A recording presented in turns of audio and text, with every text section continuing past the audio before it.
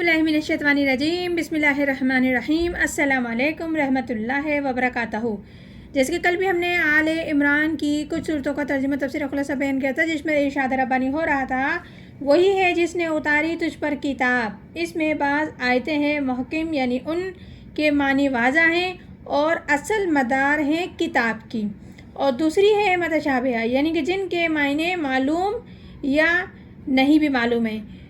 जिनके दिलों में गुज है या वो पैरवी करते हैं मुतशाबिहात की गुमराही फैलाने के लिए, गुमराही की गर्ज से मतलब और गलत मतलब ढूंढने की गर्ज से, हालांकि उनका कोई मतलब नहीं जानता सिवाय अल्लाह के। और मजबूत इल्म वाले कहते हैं हम यकीन लाए उस पर सब हमारे रब की तरफ से है, और समझने से सिर्फ वही समझते हैं जो अक्लमंद हैं।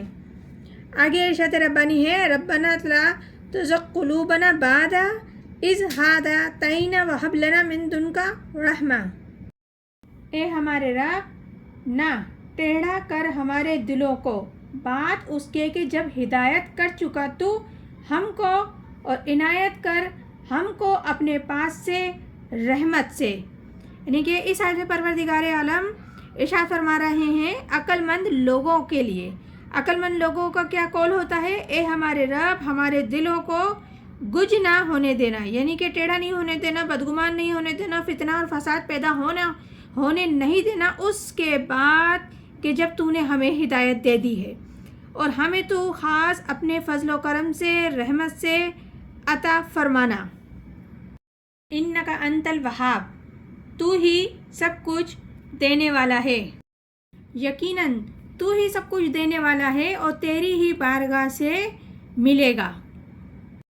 आगे इरशाद रब्बानी है, रब्बना इन्नका जामिउन नास लियौमिन ला रैब फीह। ए हमारे रब, तू ही जमा करने वाला है लोगों को एक दिन जिसमें कोई शुबा नहीं। इस आयत में रब्बुल इज़्ज़त फरमा रहे हैं कि लोग कह रहे हैं ए हमारे रब, यानी कि जो तस्दीक करते हैं, जो ईमान लाते हैं, जो इकरार करते हैं, तो फिर वो अल्लाह के बारगाह में दुआ करते हैं और अपने यकीन का इजहार करते हैं कि ए हमारे रब, यकीनन तू सबको जमा करने वाला है उस दिन जिस दिन में कोई शक नहीं, यानी रोज़े महशर के दिन।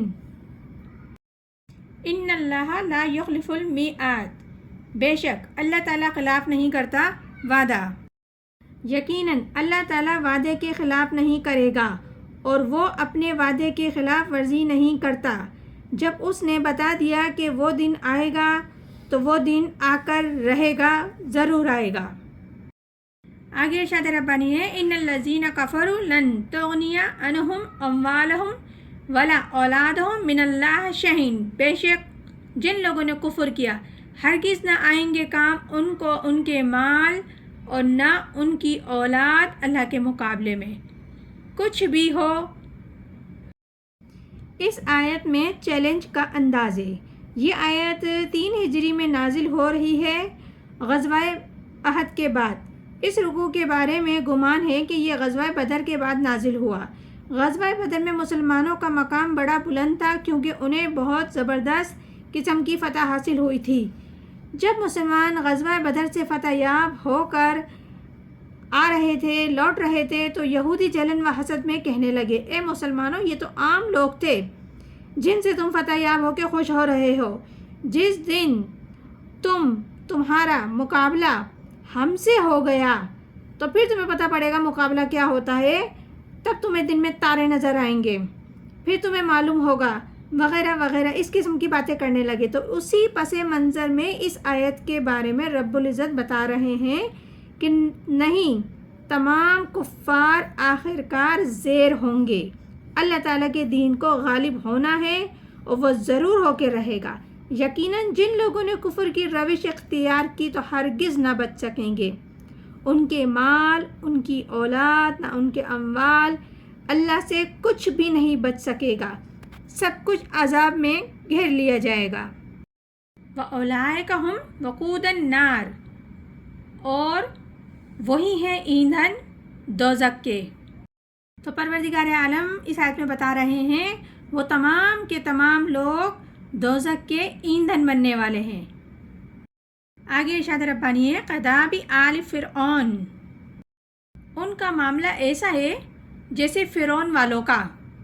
اس آیت میں رب العزت فرما رہے ہیں کہ تمہاری حیثیت کیا ہے، تم کچھ بھی نہیں ہو اور تمہاری حیثیت بالکل بھی عام سی ہے۔ ذرا تم سوچو، آل فرعون کو یاد کرو، ان کے ساتھ کیا معاملات ہوئے تھے۔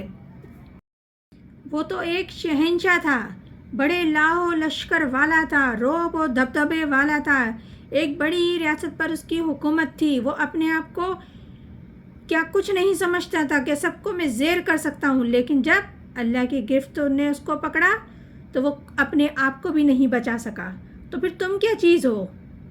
والذین من قبلہم، اور جو ان سے پہلے تھے، یعنی کہ اب اللہ تعالیٰ ان کو بتا رہے ہیں کہ انہی لوگوں کو جو اپنے آپ کو بڑا فن خاں سمجھ رہے تھے کہ ذرا دیکھو فرعون، تو فرعون سے پہلے قوم سمود، قوم عاد جیسی زبردست قومیں جنہوں نے لیکن انکار کیا، تو پھر کیا ان کے ساتھ معاملات ہوئے۔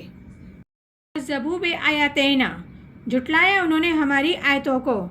تو اللہ تعالیٰ کی آیتوں کو جب انہوں نے جھٹلایا تو پھر اللہ تعالیٰ نے کیا ان کے ساتھ معاملات کیا، ان کو نیست و نابود کر دیا، صفحہ ہستی سے مٹا دیا، اور ان کی کوئی نشانی باقی نہیں چھوڑی، بلکہ ان کو عبرت نشان بنایا قیامت تک کے لیے اور آنے والی تمام قوموں کے لیے، تاکہ وہ سیکھیں کہ جو بھی اللہ تعالیٰ کی روشن دلائل سے، حقائق سے انکار کرتا ہے، نہیں مانتا، تو اس کے ساتھ کیا معاملہ ہوتا ہے۔ اخذہم اللہ بذنوبہم، اور پکڑا ان کو اللہ نے ان کے گناہوں کے سبب۔ واللہ شدید العقاب، اور اللہ سخت سزا دینے والا ہے، عذاب دینے والا ہے۔ یہ سورہ آل عمران ہے، جس کی ابھی چند صورتوں کا آیتوں کا ہم نے ترجمہ تفسیر خلاصہ بیان کیا ہے۔ انشاءاللہ تعالیٰ مزید پہ آگے کرتے رہیں گے۔ پروردگار عالم ہم سب کو قرآن پاک صحیح طریقے سے پڑھنے، سمجھنے اور عمل کرنے کی توفیق عطا فرمائے۔ آمین ثم آمین۔ جزاک اللہ۔